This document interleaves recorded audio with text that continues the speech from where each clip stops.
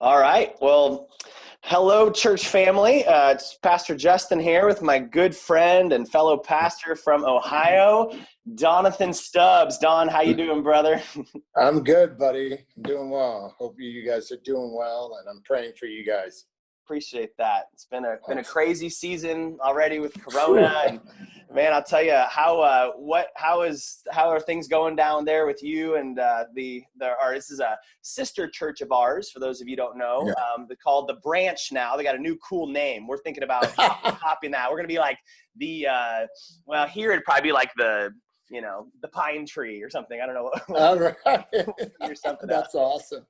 But sister church, we've sent many of our folks down to a ministry that Don has helped start down there at their church called Off the Wall. It's a 1-year long discipleship program. We've had an awesome relationship with their church over the years. And Amen. actually, Don and Travis will be coming up here at the end of August for what we're calling Discipleship Weekend to encourage our church at what does discipleship look like? What does it mean to be a disciple of Jesus and to make disciples of Jesus? Amen. Looking forward to hanging out with Yeah. you guys in August. It'll still be warm enough, so you don't have to bring Yes. too many layers. I'm bringing a couple of jackets just in case. There you go. Always. Just in case. Good Boy Scout. And so, yeah, we're excited. We've been so encouraged by your guys' relationship. But in this season, how are you and the Branch, the guys, our brothers and sisters down in Ohio doing?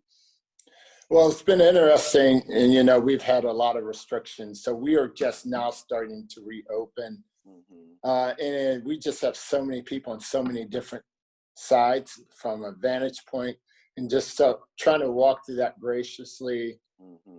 We are planning to have our first open service where everyone could kind of come back, but we're still going to modify numbers and maybe go to 2 services in 3 weeks. Yeah. But we've been doing a lot of things online and everything, and it's more difficult than I thought it would be because this thing has the potential. I didn't think it would, but the disunity that it can bring out in people. And so we've just fought really hard to remind our people that we're citizens of heaven and that God has called us to be united and to love one another in the midst of real differences and real opinions, which are human. But so how do you do that? So we're working through all that, but we're doing well. So thank you. That's awesome. And, you talk about that unity that we need. I think we already saw that with the pandemic and people's different takes on what was going on and what responses are.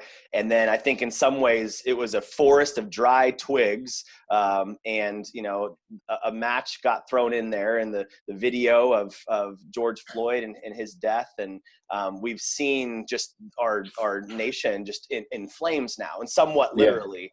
Yes. And as I was praying through this week and just thinking about this and wanting to see it the way God sees it, I recognized my own heart's inclination just to see something and immediately make a conclusion or immediately choose a side or whatever it might be, when over and over in Scripture we're taught to be slow to speak and quick to listen, slow to anger. Quick to humbly say, Lord, what are you doing? Amen. And one of the things in that for me was just, I want to listen. Here I am, I'm a white man in America. I have my own perspective, but, I thought of you, brother, and our relationship, and I've always respected you and loved to see your heart for the Lord and following him earnestly, and just wanted to get your take. I thought that would be more helpful for our body to hear from you than from me in this time. And so just wanted to chat a little bit about this. And first question I had for you was, what has been your experience growing up in America as an African American? Yeah, so it's been interesting. So I've actually spent a lot of time really thinking and praying about this. And I just want to preface everything. What I'm going to share personally are my personal experiences. And they may be shared with some, but not many. And they're not corporately every African American's experience. And we have to be careful to lump, well, that's everyone's experience. So we have to be very careful not to do that. So I was, because we're actually shooting a video later on today. So they were asking me that same question. And I thought about it. And the first time I realized that I was quintessentially different than white America was I had a buddy, and I was only 7 or 8 years old, so many, many years ago. I'm almost 58 now. And this was, you grew up in Chicago area? No, I actually grew up in Ohio and then moved to Chicago. Okay. But my early years were in Ohio. Okay. And so I remember my friend Raymond we were going to go swimming. I've never been swimming. I didn't know anything about swimming. And he said, well, we'll just go to Packard Pool. And I said, that's fine. I said, I'm not a swimmer, but I would love to. I think it'd be cool. But I remember distinctly hearing his mom go in the house, pick up the phone and call and ask, is it all right if I bring an African-American young man with me to swim? And it didn't even hit me. I'm young, so I don't think anything about it. Go home. I kind of talking to my mom, and I said, she called and asked if she could take me. And my mom said, that's because you're Black. And she said, for so long, we have had to fight these type of policies. And not that she was racist, she just didn't know. Maybe she never had to take an African-American with her before. So I think she was trying to protect me if I couldn't go in. But I remember that distinctly leaving a mark on me. And so through the years, and I'm just giving my personal experiences. We were just talking about this in the office today. Todd said, do you remember the time we went to go buy a van? And I got out and said, we're interested in a van for the ministry. And the guy said, yeah, just take it. And you can ride it. And then I stepped out and he said, maybe I should go with you guys. Wow. And, I've been pulled over. When I first came to New Philly, and now it's only 11 years ago, I was pulled over and the guy said, what are you doing in this area? And I said, well, I'm just moved to the area, like down. He said, well, who are you going to visit? And I said, well, I didn't really even know anyone. He said, okay. He said, you shouldn't be here. There's a lot of drugs and I've been pulled over probably 20 times, asked these same type of questions. And I have had my worst case scenario. I went to Youngstown State before Moody to be a probation officer for young kids. I remember me and a friend of mine who were probation, took about 5, 6 African-American youth up to a Cleveland Indians game. We were coming back and we stopped in a McDonald's in Shaker Heights, Ohio. And we go in and we're ordering, and the security guard, I don't know, I think it was an off-duty cop. He said, well, you guys can just get that and go. I said, is it closing? He said, no, you should just go. I said, no, I just want to eat. With the guys, it'd be easier. And he said, no, your kind aren't welcome here. You need to just get it and go. And I just said, well, we're not doing that. This is America. Next thing, I found myself on the ground with handcuffs on. I was arrested and thrown into jail. Wow. And I was a probation officer, so I called my boss, who called the judge of Mahoney County, who called, I guess, the judge of that area, and they came in about 2 hours later and said, you can go. And that's all they said. But those 5 African young men watch this happen. So this has been something I've experienced. Now, Justin, I want to be honest, majority of white Americans have never treated me this way. So we're talking about a small percentage. But I tell people what racism does to you personally, it scars you. But I tell my people, and I said, it's my obligation to not allow it to cause me to identify with being a Black American or African American, because I am a child of God, and that's what you have to fight against. So that's been a lot of my personal experience, a lot of racism. Even now, if I'm walking on the streets, and I was just sharing with this, just last summer I was walking and 2 older white women were walking, and all of a sudden they clutched their purse and then they crossed the street. And I realized that's probably fear-based, and they're just not sure. Maybe they just heard stories or rumors. And I tell people there's a big difference between a racist act and racism, a racist heart. And I think a lot of times, sometimes we'll do an act not realizing it is racist because of fear or maybe a bad experience, but not truly hate someone just based on the color of their skin. So we have to be very careful not to label everyone as racist, but there are a lot of racist acts and racist policies that have caused what we're seeing today. So, yeah. Yeah. I appreciate you sharing that experience, Yeah. your experiences, and the way that that's impacted you. And I think, a different perspective than somebody that I growing up, never having faced anything like that, and the impact that would have on you. And, we talk, we're not here to debate, what exactly happened with George Floyd and, what was right or wrong. We're not, but we know what we've clearly seen is what this has stirred up, and in some ways it's symbolic, and we love George Floyd and we love his family and everybody involved, and praying for that whole situation. But, we talk about the larger scale picture of what kind of systemic racism, tolerance, discrimination looks like.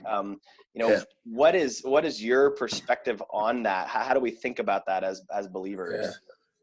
So one of the things, and this is why I talk about there might be racist policies. So, I remember in one of my African literature and history class at Youngstown State, we had to do a study on just Blacks in America. And, we've been here about 400 years. And for 350 of those years, there has been policies or laws that have been racist. Mm-hmm. And so you can go back to slavery, you can go back to Jim Crow laws, you can go back to segregation, you can go back to so many things, the right to vote, the right to own land, the right to cohabitate. I studied particularly Tennessee. There were 20 laws in a span of 100 years, and not until 1955, 58 were those laws finally saying that's not legal. Wow. And so when you have so many laws, and it's a separate but equal, you can ride on this bus, but you can't do that. You can live, but you can't live with a white person. You can't eat at the same place. So that's what we mean by systemic racism. So what that creates in a person is social and economic inequalities. And if you look at it, it's still a real problem. Some people said, well, they're just not trying. But I lived in Chicago and I worked in the inner city, and the schools are subpar. And that's just the reality. Low paying jobs. Some of the laws were actually, and this is crazy, because of what we call when we had that years of when America was booming in the late 1800s and everything. They put laws in because everyone was prospering, but even the Blacks.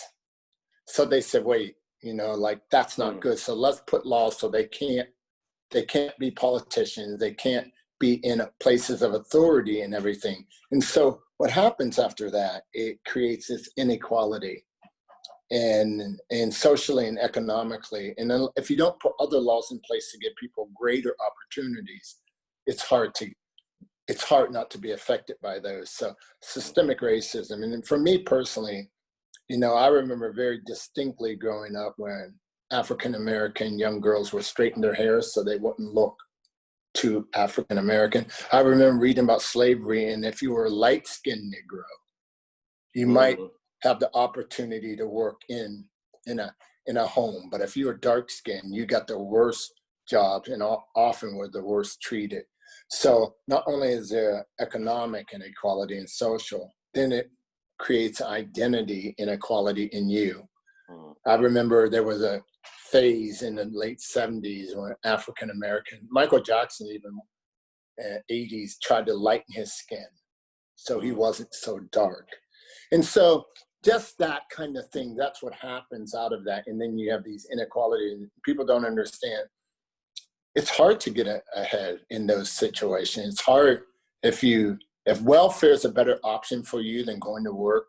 Well, what are you going to do? And I tell people all the time, welfare, the premise of it was good, but now it's not well nor fair. It's not a great system.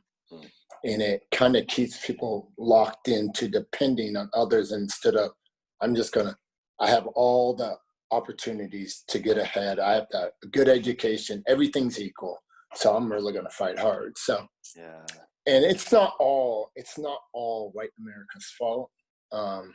But they have been the powers that allow these policies to persist for so long. Now we have a bigger issue. So, but that's what we mean by systemic racism. It's been around a long time. Yeah. You know, I actually remember when Dr. King died, April 4th, I believe it was 68. Yeah, you were what, 30 at the time, I think, or what was it? Yeah. I was 5 or 6, but I remember my mom weeping because they didn't show the shot, but everyone was talking about it, and it was on the news. Mm-hmm. And I didn't get it. And what's the big deal? You know, people die all the time, but he was a symbol of hope and fighting systemic racism. And I think she thought that maybe because the spokesperson who people were rallying around, black and white, was dead, then the fight would stop. So that's kind of been why systemic racism, what I've seen, and how it's affected people. So yeah, I appreciate that. It runs deeper than we know, and even though laws have changed, are more in line with that, you know, we know that the ultimate issue here, as always, stems back to our sinful hearts.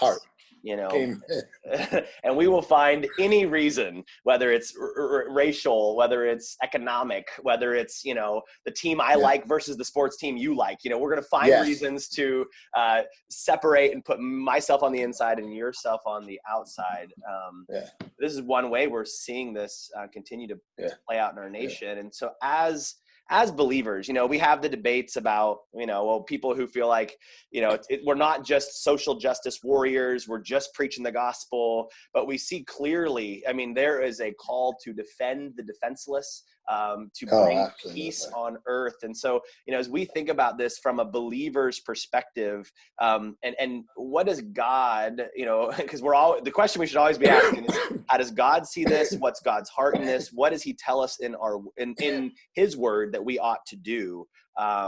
You know, how do we as believers respond to this? Because I think for a lot of people, they might have the simple thought of, well, like, I don't think I'm personally a racist, or I haven't said a specific thing to somebody else or treated someone else, you know, a specifically, you know, discriminatory way. But, you know, how should we see this, and what should we as the church, how should we as the church biblically respond? I know it's a big question. But it's a huge question. Well, we know that racism, prejudice, partiality of any kind is a sin. Yeah. James talks about that. Read James chapter 2. You're going to see all that. And God has called us to be agents of transformation. So with the call to transform, it's not just transform people into well, we can't transform, but agents of transformation. So giving people the opportunity to live in a way that is dignified. So obviously we first start with the gospel, because that's the biggest transformation that's needed. I don't care what color you are, the gospel is what's needed in your life. And then you have to, and I had a really good conversation with one of our employees at After All Music, because he just didn't know what to do. I said, what's your sphere of influence and who's in it? And I said, honestly, man, I think you're going to have to, listen what the Holy Spirit, like, some people are called to protest. I don't ever think looting and violence and killing is ever accepted, ever. And the Bible talks about it. Even in the Bible, we see riots in the Bible all the time. But I remember even when the pro-council said, you know, if you want to handle this matter, we need to do it peacefully. You know, the Bible, you know, we know there was a riot when they stood up a riot to crucify Jesus. Paul was in riots and things like that. And they were always triggered out of a heart issue. And whether when there is a heart issue, like, people saw the gentleman and they said, yeah, they're treating us wrong. But then we take it and we turn it into a sin issue by doing things that are illegal, that doing things that aren't honoring to Christ at all. So the first thing we have to do is not cross the line between what God says is permitted and what he says is not. Mm-hmm. Secondly, we have to work within our sphere of influence. You know, like, honestly, your post on Facebook, maybe because I know you, may affect me. But if I don't know you, it has a bigger potential to anger me or support my ideology, because I haven't had a dialogue. Exactly. So I think honest dialogue. Yes. And I told this Ben, I said, go and study. If you really want to understand, go and study, get all the information, and then go to your friends and have real dialogue. This is why maybe they're upset. This is like, maybe it started as just a protest, but anger built, and then there was a agitator or initiator who said, let's take it from anger to hate. And so what we're protesting, the hateful treatment of a gentleman, now we become the perpetrators of. And so we've got to not allow that. And this is what Satan wants to do. He wants us to act like the very people we're protesting against. Yeah. And God says that we're created in his image and we bear his mark, and we're to be his ambassadors. So first and foremost, we got to check ourselves and say, am I being an ambassador of Jesus Christ? Am I walking in a manner worthy of the gospel right now? I don't care how mad I am not an African American. I'm a citizen of heaven. Amen. First and foremost. And my allegiance is to heaven in Jesus Christ. And that's how we have to think. And when I'm personally a friend, I was sitting on the porch the other day and said, man, God, I want to be angry. He said, well, you can be angry, just don't sin. You know, Don, there hasn't been real hurt, and that's okay. And you feel that. But as a leader of a church and as a leader of a ministry, you lose certain freedoms. You don't get to just go out there and throw it. Well, I should never throw a brick, but I even decided I wasn't going to protest. You want to know why? Because a lot of people in my church wouldn't understand, and I would lose the ability to speak into their lives about this issue. Instead of not protesting, we're going to shoot a video, we're going to have dialogue and everything. And I haven't done anything that would say I'm just not going to listen to them. And now I have this platform to be an agent of transformation in my church, in my sphere of influence. And I think that's really what we have to be fighting for. No, that's huge. And I think that's well said. I think, we see on Facebook, it becomes shouting matches, nobody's really listening. If you're for it, and I think that's, it's not nuanced enough. And I know for me, a lot of it, is starting in my own heart and saying, Lord, what do I need to learn here? How do I need to grow? Whether it is, specific seeds of stereotypes and discrimination in my own heart, I've seen that, I've been walking down the street late at night and I've seen someone coming at me, and being transparent here, sometimes the color of their skin has affected the way that I perceive them. And I don't think that comes from this overt, I'm inherently, against a specific skin color, but we have grown up in this nation with some of that mindset. And so whether it's that or any other form of just not love toward other people and categorizing and minimizing, like you said, showing partiality. It's easy at the church for me to go, if I see a richer person come to the door, oh, that person's going to tithe well, I gotta make sure I go over and shake that hand, and so we need to have that rooted out of our own hearts, first and foremost, and then to be able to come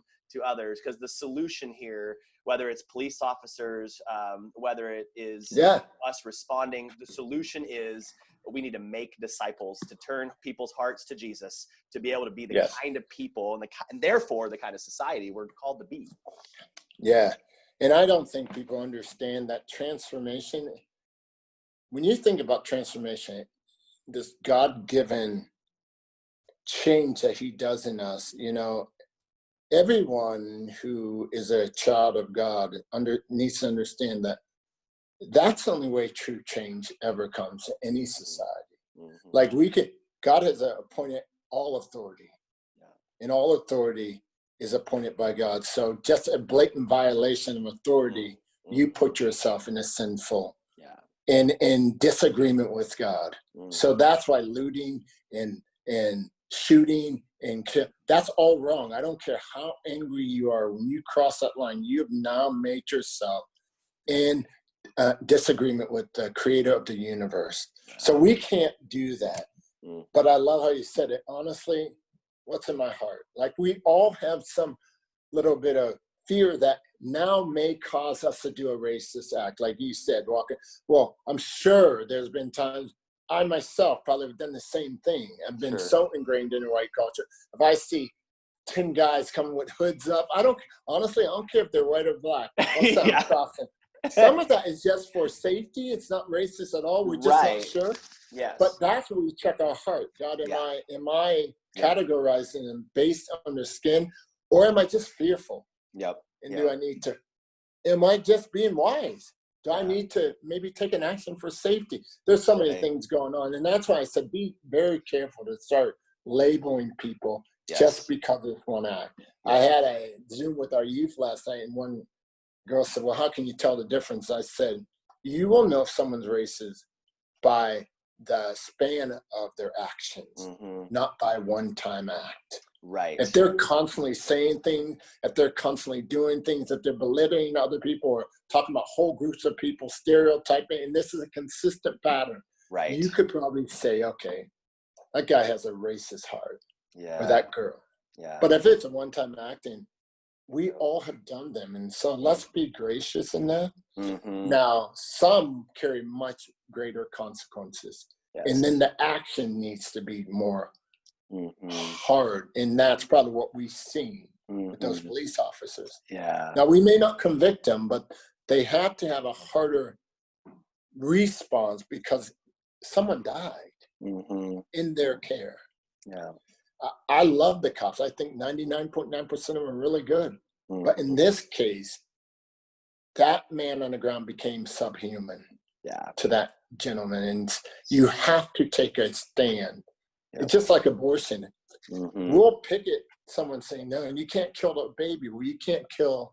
I don't care. Once he is under control, you don't need to have your knee on his neck any longer. There's no need for that. So the consequences may be greater.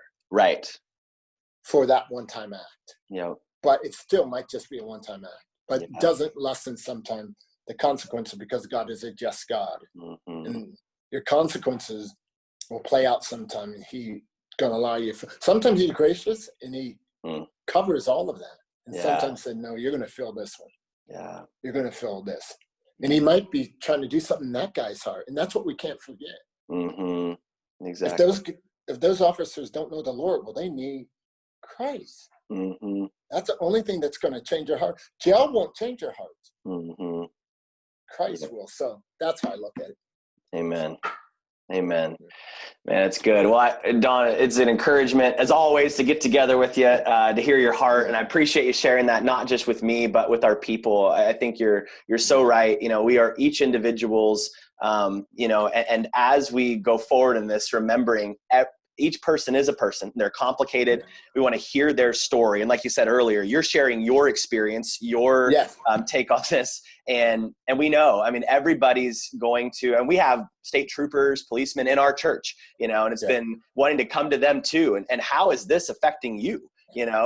As this reaction's coming out, coming to our brothers and sisters who find themselves in a minority position racially, and just being quick to listen. And so that's what we wanted to do today. And I just appreciate you sharing that heart. And I hope that we have ears to hear. And amen, brother. I always appreciate you being a testimony. And we're looking forward to you coming up in August. Bring those layers. And I'll bring them, buddy. Well, good. Well, thanks for your time, man. And we'll stop the recording.